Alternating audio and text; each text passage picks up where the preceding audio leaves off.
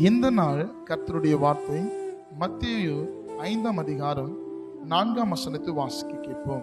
துயரப்படுகிறவர்கள் பாக்கியவான்கள், துயரப்படுகிறவர்கள் பாக்கியவான்கள், அவர்கள் ஆறுதல் அடைவார்கள். அவர்கள் ஆறுதல் அடைவார்கள். ஒருவேளை கடந்த நாட்களில எல்லா இடத்திலும் நீங்க துயரப்பட்டு கொண்டு அழுகையின் பள்ளத்தாக்கில நீங்க இருக்கிறீர்களா? ஒருவேளை அப்படிப்பட்ட நிலையில இந்த வார்த்தை நீங்க கேட்கக்கூடும். இன்றைக்கு கர்த்தராகிய இயேசு இன்றைக்கு உங்களை பார்த்து சொல்கிற ஒரு வார்த்தை, துயரப்படுகிறவர்கள் பாக்கியவான்கள்.